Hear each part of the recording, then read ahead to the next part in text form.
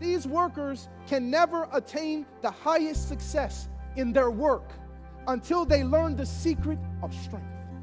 They need to give themselves time to think. We have to learn the fact that thinking is an important action.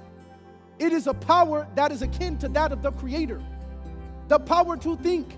And we don't exercise that power because we don't give ourselves time to think. Time to pray. Time to wait.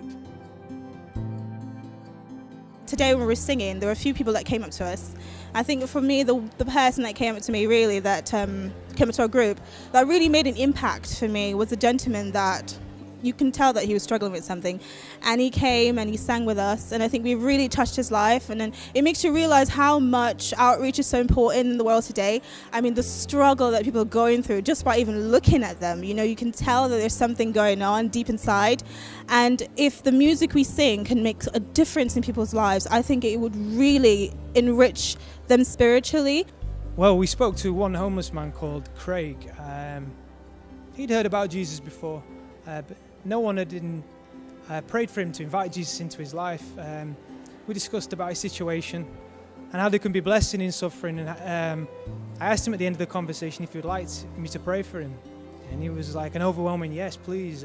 And we prayed right there on the spot in the street for him to accept Jesus into his life. We knocked on someone's door who didn't seem to understand what we were saying, and when we showed him the questions on the sheet, he still didn't understand, but he was able to speak English, and he was able to tell us that he had a really awful ear problem.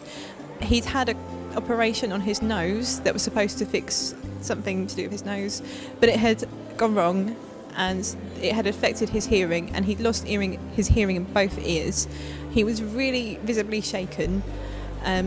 But out of all the people that we spoke to, he was the most open to the things that we were asking him, and he seemed to calm down by the end of the conversation, and we were able to take his phone number and his name, and I asked if he would like us to pray for him. He said yes, and when we left him, it was we were able to shake hands, and it was a really good experience from that. And we are told that though the darkness of the world will multiply, the truth will go out more powerful than it did even in the days of Pentecost.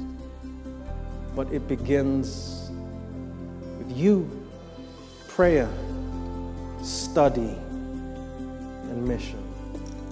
Being a witness wherever you go.